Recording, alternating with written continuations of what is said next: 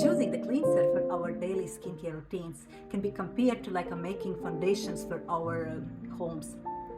Foundation itself cannot provide us a shelter, but it should be made strong and in proper way.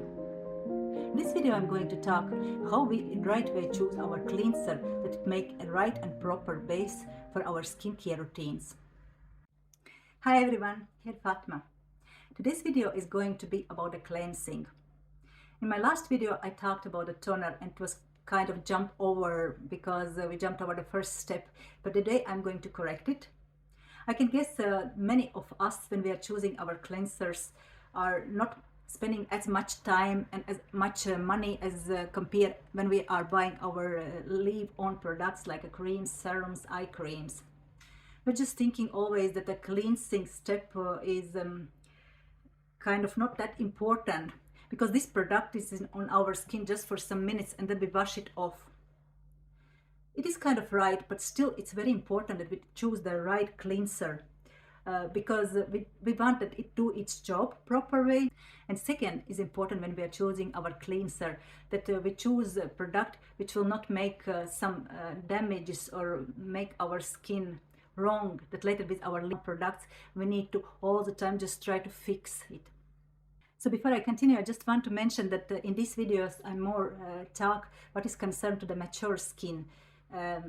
So it's like more recommendations and more we are looking at the products which are for skin after 30-35. So let's start from beginning.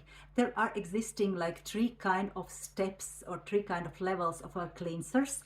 The first one is like a basic cleanser, which we are removing our makeup and impurities which we have collected during the day. So the next step is exfoliation step, and that can be done in two ways, in a mechanical or chemical way. And this step is important to remove the dead skin cells. A third step is deep cleaning, and it can be done with the charcoal or mud masks. It has become very popular. But about these last two steps, I'm not going to talk too much in this video. Otherwise, this video will be very, very long and you'll just get bored. So I hope, guys, you are not bored already. I personally get a little tired, so I fixed for myself some milk tea, chai. It's like from the Asian. It's helped me to just giving me some boost of energy that I can keep on. Cleansers, however, always will be something which is actually disturbing our natural balance of the face. But we cannot avoid this step. We still need to do cleaning because it's the base for all our next steps to be successful. So there are three factors which we have to keep in mind. The first one, we have to choose the gentle cleansers. We have to not go for this aggressive, which are for the young skins, for the acne skin, for the over oily skins. The second, we have to think when we're choosing cleanser that it is matching our skin type and our skin conditions. For example, most of us have combinated skin, so we will be choosing the cleanser which is for combinated skin. And then if we have the dry or extra sensitive skin, so we also can look for cleansers which are providing some extra things for these conditions of skin. And the third thing what I want to mention that when we have chosen our cleanser, we must turn it around and check in the ingredients list that there are not some of these dangerous ingredients which can cause a problem, irritation and itching to our skin. So these are 4 ingredients which are in some kind dangerous for our skin and health, and which we should be avoiding to have in our skincare products. And so the first one is methylisophyzalonan, I hope I pronounce it right, and sodium lauryl sulfate, which both can cause allergic reaction. It can cause irritation and itching to our skin. The third one is fragrances. We have already so much fragrances around of us in the candles, in the perfumes, in the creams. So dermatologists and skincare specialists are recommending to cleansers have fragrance free because they still irritate skin and cause some unnecessary reactions. And the last one is the mineral oil, which is also refined petroleum, and it can contain some cancerogenic chemicals which can be a risk for our health. So now when we have looked through all those ingredients which we absolutely don't want to have in our cleansers, it would be just fair if we also look at those which we would prefer and would wish to have in our cleansers. But of course we cannot have maybe all of them in the same cleanser, but we can choose that one which feels more actual to our situation right now. The first one is a retinol, which is known for its anti-aging effect. Then we have hyaluronic acid, which helps hydrate our skin. Glycerin is known for the healthy glow. If we use it, ceramides provide to our skin health. Vitamin C is for a brighter complexion and even for protection of skin. And the natural oils also nourish our skin and protect it. Exfoliation is very important, necessary step in our skin cleansing process. And it can be done in two ways. We can have exfoliators already in our cleanser and exfoliate our skin already in under process when we are removing impurities and makeups. Or other way is we can have a separate product, which are like a scrubs and masks. And it can be used according to our face type or product once, twice in a week or more seldom. If we are choosing to have a cleansing exfoliating ingredients are in our cleansers, so there are available two kind of one is the physical exfoliator ingredients and the other is chemical.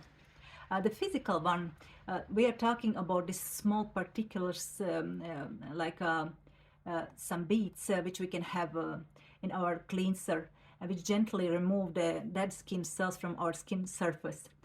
And the ones which are most recommended in the cleansers is the jojoba, not because they're the most gentle. The other one can have a more harsh effect. They can cause small tears and damages of the skin. If we talk about the chemical exfoliator ingredients which we can have in cleanser, these are mostly the acids. They have very good effect on the skin. They help to turn over the skin, remove the dead skin cells, and so that skin can become more brighter. It even improves the collagen production, a lot of other positive effects. But only problem with actually both of exfoliators, we should not overdo them. It is recommendation that if you are using these type of cleansers with exfoliator ingredients, then it should be once in a day or even more seldom. Otherwise, the skin can again become the irritate and red and like tired. So before we go to the next part and talk how to use cleansers in the right way, I just want to talk about one more product. Many years ago, when there was a market full of these cleansers which striped our skin, which dried out our and irritate our skin, there come this product micellar water, and it became very popular because it was a gentle, it was completely different. Many of you might are using it still now, and it's fine to have as a part of your cleansing routine, but it's not enough to use just micellar water as a cleansing step. Micellar water is a gentle, amazing product. I myself have been using it. And if you are doing this two-step cleansing, micellar water could be perfect for your first step cleansing because it has amazing abilities to remove makeup. But it should not be as the only cleanser for your twice in a day cleansing routines, because it's not removing all impurities from our pores, and it just not give us that result which we are after. So now finally it's time to talk about the cleansing process itself, how to do it in a proper way that we get best out of it. It's recommended that we don't use very hot and not very cold water. The humid water would be perfect. Second, we have to choose the method. Are we going to do one-step cleansing or two-step? I mentioned before already that there is existing these two steps. So if we are completely confident that our cleanser is good enough to, with one step, remove all impurities, all pollution, all makeup, then we can go for the one step. If we have some doubts, then I would recommend, especially for the evening, two-step cleansing method, because our face have been all day exposed to the different harmful pollution ingredients, makeup, all kind of possible exposure. So this two-step would be really ensuring us that we are able to remove everything. And the first step, we can use like a micellar water or any other cleanser which we know which is gentle but effective to remove the makeup, And the second step, we can use some deeper cleanser, which really will remove everything even from our pores, to leaving skin clean and ready for the next step. It's tempting for many of us, maybe, when we are doing the cleanser process, just to stand and for many minutes lather in the cleanser in our face, and it might feel that if we are doing it longer, it will be better clean. It actually not absolutely works that way. 20 to 30 seconds is recommended for the cleanser be on the face before we start it wash off. And especially those cleansers who already have exfoliating ingredients in them, it can just end up that we get the red, irritate and angry skin if we overdo it. After 20 to 30 seconds of washing, we can wash off our cleanser, and with a clean towel, with the gentle movements, just to dry extra moisture before we apply the toner. Toner is the next step, and if you want to learn more about the benefits and necessity to use a toner, you can watch my previous video. I was talking a lot about that. Anyway, toner help us to balance and restore pH level, so I would recommend to use it if you haven't some special something special against that.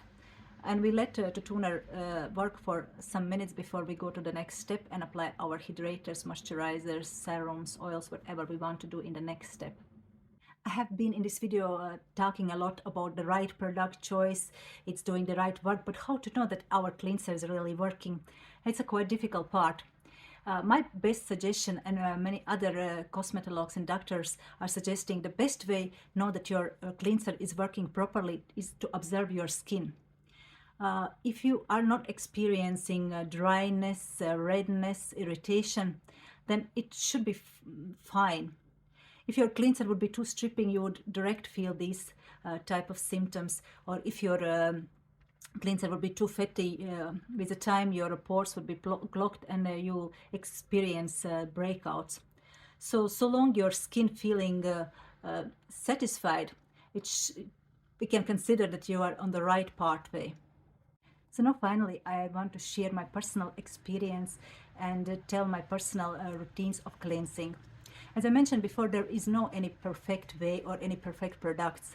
We have to ourselves find out what is the best matching for our skin, in which is the best combination for us, by observing our skin's reaction, how it looks and how it feels after using different kind of products.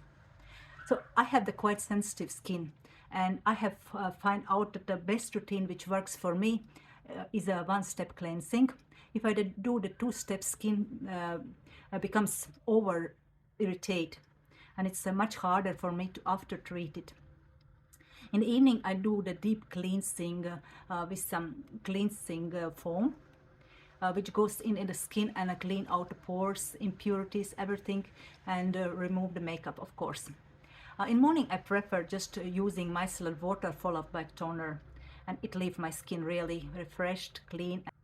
If I'm talking about exfoliating products, I personally prefer to have them separate, cleanser separate, and scrub or some chemical exfoliator separate, because in that way it's much easy for me to control their effect and control that they not over irritate and exfoliate my skin. Next video I'll be talking more about the exfoliation step and about a deep cleansing step, which I mentioned during my video.